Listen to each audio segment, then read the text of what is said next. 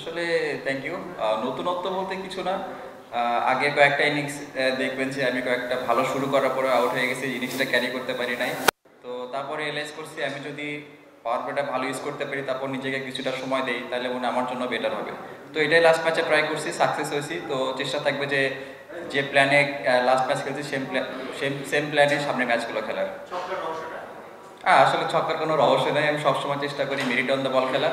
তো যেটা আমি আমার জন্য পাইছি সেটাই খেলছি। আসলে এটা কি বলবো ভাই, তেমন কোনো রহস্য নাই। তো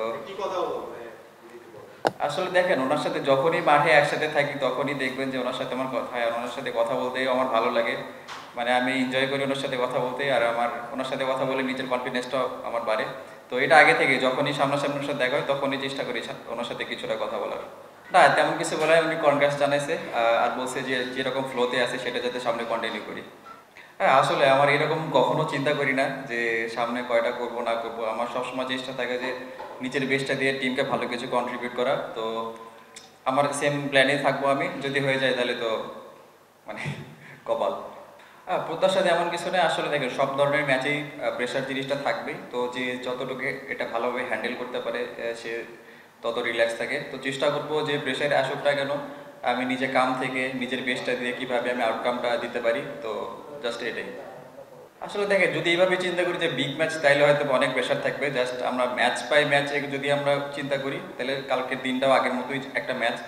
তো চেষ্টা করবো যে আমাদের যে মোমেন্টামটা আছে লাস্ট ম্যাচ থেকে, আমরা যে ভালো একটা শুরু করতে পারছি, একটা ফার্স্ট উইন হয়েছে, একটা বড় জয় আসছে আমাদের। তো সেম মোমেন্টামটা যদি আমরা কালকে ইউটিলাইজ করতে পারি, তাহলে ভালো কিছুই আশা করা যায়। আসলে কোনো গোপন রহস্য নেই। আপনারা দেখেন না, আমরা যেদিন ভালো ব্যাটিং করছি সেদিন তো ভালো বোলিং করতে পারি না, আবার যেদিন ভালো বোলিং করছি সেদিন ভালো ব্যাটিং করতে পারি নাই। তো আমরা যে প্ল্যান নিয়ে আমরা মাঠে নেমে, সেই প্ল্যানটা আমরা কোনোভাবে এক্সিকিউট করতে পারতেছিলাম না। তো লাস্ট ম্যাচ দেখবেন যে আমরা ব্যাটিংয়ে অনেক ভালো করছি, বোলিংয়ের দিক থেকে কিন্তু অনেক ভালো করছি। তো সে আমাদের দুইটা প্ল্যানই অনেক ভালো এক্সিকিউট হয়েছে। জাস্ট এটাই, আমরা আমরা যদি সেম প্ল্যানই খেলি এবং সেম প্ল্যানগুলো মাঠে ইউজ করতে পারি, ইউটিলাইজ করতে পারি, তাহলে মনে হয় যে ভালো কিছুই করা সম্ভব। তা অবশ্যই দেখেন, ভালো না খেলে তো বাদ করতে হবে, এটা আমাদের সবারই মেনে নিতে হবে। তো দাদা যেরকম ব্যাটসম্যান আমরা সবাই জানি, যে আমি নিজেও ওনার একটা বড় ফ্যান।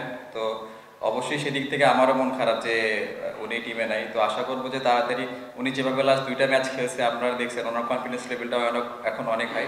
তো আশা করি সামনে ম্যাচগুলো উনি আরও ভালো করবে। আসলে প্রত্যাশা তো সবসময় বেশি থাকে। কোনোবার হয়তো বা সেটা পূরণ করতে পারি, কোনোবার হয় না। বাট এখন আমি চ্যাম্পিয়ন্স ট্রফি নিয়ে কোনো কমেন্টস করতে চাচ্ছি না, কারণ এখন বিপিএল চলতেছে। বিপিএলটা ভালোভাবে শেষ করার পরে তারপরে আমি চ্যাম্পিয়ন্স ট্রফি নিয়ে মানে চিন্তা ভাবনা করবো। হ্যাঁ, অবশ্যই ভাই। দেখেন, গ্রুপ তো রেগুলারই আমরা যতগুলো ম্যাচ খেলি সবগুলো ম্যাচেই ধরেন কোনো না কোনো ভুল করে থাকি। তো প্রত্যেক ম্যাচেই থাকে যে ইমপ্রুভ করার অনেক জায়গা থাকে। আর লাস্ট যে দুইটা আইসিসি ইভেন্ট খেলছি, আমি নিজেও নিজের উপর খুশি না যে যেভাবে আমি ব্যাটিং করছি, যেভাবে আমার রান করার দরকার ছিল সেভাবে করতে পারি নাই। আবার কয়েকটা ম্যাচ আমি ভালো শুরু করছি, শুরু করে ক্যারি করতে পারি নাই। তো ওটা চেষ্টা থাকবে, যেটা ইনিংস আমি ভালো শুরু করবো, নিজেকে সময় দিয়ে কীভাবে সেটা বিল্ড আপ করা যায়, জাস্ট এই চেষ্টাটাই থাকবে। হ্যাঁ, আসলে দেখেন, এটা অনেক ইম্পর্টেন্ট একটা খেলা এখানে হবে। কারণ আমাদের লাস্ট 5 ম্যাচ আছে, 5 ম্যাচের মধ্যে আমাদের অলমোস্ট সবগুলোই জিততে হবে। তো এখন ডু আর ডাই ম্যাচ আমাদের জন্য প্রত্যেকটা ম্যাচই। তো চেষ্টা থাকবে যে আমরা আমরা পুরো টুর্নামেন্টটা, যে 5টা ম্যাচ আছে সেখানে ম্যাচ বাই ম্যাচ আমরা এগোবো। কালকে যে খেলাটা আছে আমরা জাস্ট এটাই ফোকাস করতে চাই। তো প্রত্যেক ম্যাচ বাই ম্যাচ এগুলো যদি আমরা সাকসেস হইতে পারি, তাহলে হয়তো বা ভালো কিছু হওয়া সম্ভব এখান থেকে। অবশ্যই দেখেন, আমি নিজেকে অনেক লাকি, কারণ আমি আপনাদের বলছি যে আমি ওনার একটা বড় ফ্যান। তো অপর পাশ থেকে ওনার ব্যাটিংটা দেখাটাও একটা মানে অনেক এনজয় করছে ওনার ব্যাটিং।